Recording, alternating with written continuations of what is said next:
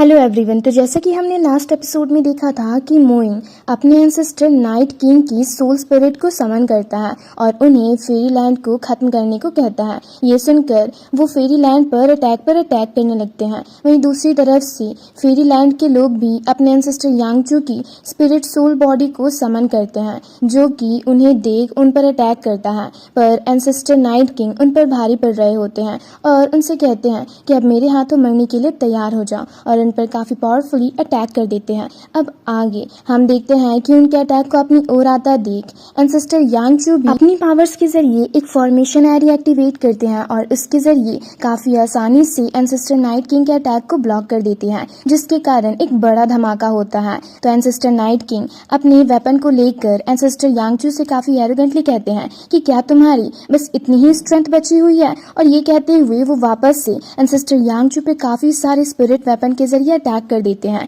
जिससे एंसेस्टर यांगचू अपनी पावर्स के जरिए रोक रहे होते हैं। वहीं दूसरी तरफ से ये सब देख एक एल्डर काफी हैरान और परेशान होकर कहते हैं कि आखिर अब तक इमॉर्टल लॉर्ड यहाँ पर आई क्यों नहीं, क्योंकि लगता है अब एंसेस्टर यांगचू उस नाइट किंग के सामने ज्यादा देर तक नहीं टिक पाएंगे। वहीं दूसरी तरफ हम एल्डर यांग तियानशु को लिनफेंग और हावरेन के साथ डीमन टावर के अंदर बैठकर कल्टीवेट करते हुए देखते हैं। तभी उससे मैसेज मिलता है कि फेरी लैंड पर डीमंस ने मिलकर हमला कर दिया है। ये सुनकर वो चौंक कर खड़ा होकर लिनफेंग को देखने लगती है। तभी लिनफेंग भी अपनी कल्टीवेशन कंप्लीट करके उनसे कहता है, मैंने सब कुछ सुन लिया है, इसलिए अब हमें बिना किसी देरी के वापस वहां जाना होगा। तभी हावरेन भी उनसे कहता है, मैं भी आप लोगों के साथ चलूंगा। ये सुनकर लिनफेंग उन लोगों के साथ फेरी लैंड की ओर निकल जाता है। वहीं दूसरी तरफ एल्डर शिनमो युन अपने ग्रैंडसन और उसके दोस्त के साथ फेरी लैंड के अंदर पहुंचते हैं, जहां पर शिनयान वहां की सिचुएशन को देख चौंक कर अपने ग्रैंडपा से कहता है, यहाँ की सिचुएशन तो बिल्कुल भी अच्छी नहीं है,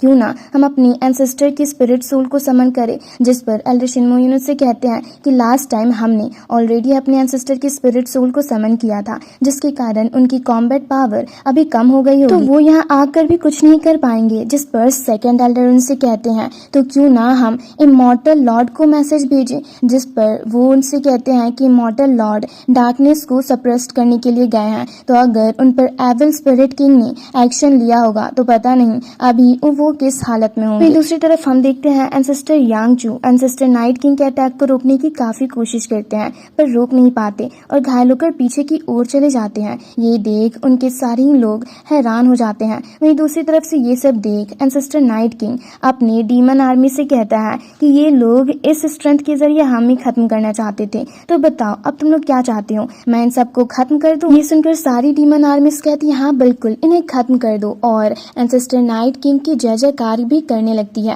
वहीं दूसरी तरफ से ये सब देख एविल लेडी काफी एरोगेंटली कहती है कि लगता है इस बार जीत हमारी ही होगी। ये सुनकर मोंगो डीमन कल्टीवेटर कहता है कि मुझे इस दिन का कब से इंतजार था और फाइनली ये दिन आ ही गया। वहीं दूसरी तरफ हम देखते हैं कि एंसेस्टर नाइट किंग डीमन आर्मीज की बातें सुनकर लगातार फेरी लैंड के प्रोटेक्टिव शील्ड पर अटैक करने लगते हैं, जिसके कारण प्रोटेक्टिव शील्ड में दरारें आने लगती है। ये देख वहां मौजूद सारे ही लोग अपनी पावर्स का यूज करके प्रोटेक्टिव शील्ड को मेंटेन करने की कोशिश कर रहे होते हैं। तभी एंसेस्टर नाइट किंग अपनी पावर्स को इंक्रीज कर देते हैं, जिसके कारण वो सब प्रोटेक्टिव शील्ड को मेंटेन नहीं कर पाते और एक ब्लास्ट होता है, जिससे प्रोटेक्टिव शील्ड डिस्ट्रॉय हो जाता है और सारे ही एल्डर्स घायल होकर दूर जा गिरते हैं। ये देख मोइंग अपनी डीमन आर्मी से कहता है, जाओ और इन सबको खत्म कर दो। ये सुनकर उसकी डीमन आर्मी फेरी लैंड के लोगों पर हमला करने के लिए निकल जाती है। वहीं दूसरी तरफ से ये सब देख मंगोलियन लीडर भी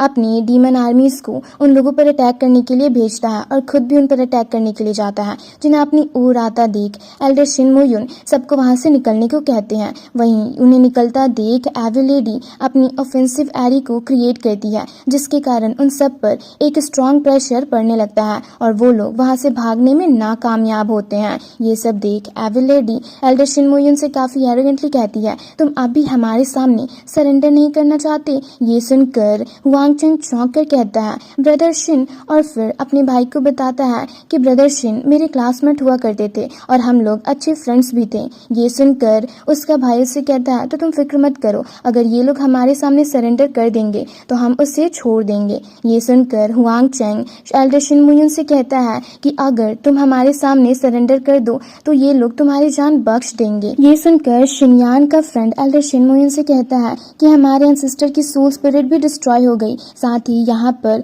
इमॉर्टल लॉर्ड भी मौजूद नहीं है, तो अब हमें क्या करना चाहिए। ये सुनकर एल्डर शिनमुयन उससे गुस्से से देखने लगते हैं। वहीं दूसरी तरफ से सारे ही डीमन कल्टीवेटर्स मिलकर उन्हें अपने आगे सरेंडर करने को कह रहे होते हैं, पर फेरीलैंड का एक भी बंदा उन लोगों की बातों का कोई जवाब नहीं देता। ये सुनकर मोइंग उनसे गुस्से से कहता है कि अब डिस्कशन क्लियर हो गई है और ये लोग हमारी बातों का कोई जवाब भी नहीं दे रहे हैं, तो अब इन्हें हमारे हाथों मरना ही होगा। और ये कहकर वो अपनी पावर्स के जरिए एक मैजिकल वेपन को समन करता है जो कि एक स्ट्रॉन्ग ऑरा रिलीज करता है, जिसे देख एल्डर शिनमुयन गुस्से से कहते हैं कि तुम लोगों ने इस दुनिया को तबाह कर दिया, साथ ही तुम लोगों ने काफी जिंदगियां खत्म भी कर दी, और अब तुम लोग चाहती हो कि मैं एक गॉड का डिसेंडेंट होकर तुम्हारे आगे सरेंडर कर दूं, तो ये कभी नहीं होगा। वहीं हम देखते हैं कि और भी एल्डर्स एल्डर शिनमुयन की बातों से एग्री करते हैं और वो सब के सब डीमंस के आगे सरेंडर करने के लिए राजी नहीं होते। ये सुनकर मोइंग उनसे गुस्से से कहता है तुम लोगों की इतनी हिम्मत, और उन पर एक मैजिकल आइस के जरिए काफी स्ट्रॉन्ग प्रेशर डालने लगता है, जिसके कारण वो सब के सब घुटनों के बल बैठ जाते हैं। ये देख मोइंग उन पर एक वेपन के जरिए हमला भी कर देता है, जिससे एल्डर शिनमुयन अपनी पावर्स के जरिए रोकने की काफी कोशिश करते हैं, पर रोक नहीं पाते और घायल होकर पीछे की ओर चले जाते हैं। और देखते हैं तो मोइंग का वेपन काफी तेजी से उनकी ओर ही आ रहा होता है, पर तभी पीछे से वहां लिनफेंग आकर अपनी स्वॉर्ड के जरिए मोइंग के वेपन को डिस्ट्रॉय कर देता है और वहां अपीयर होते हुए उनसे गुस्से से कहता है तुम लोगों ने मेरी फेरीलैंड पर हमला करने की हिम्मत भी कैसे की। जिसे देख एविल लेडी चौंक कर कहती है कि ये तो अर्थली इमॉर्टल रिलम के 6 लेवल के कल्टीवेटर से भी आगे की पावर्स हैं। ये सुनकर वहां मौजूद सारे ही डीमंस हैरान होते हैं। तभी एविल लेडी कहती है पर ये कौन है, क्योंकि यहाँ पर इतने पावरफुल कल्टीवेटर को तो मैंने आज से पहले कभी नहीं देखा।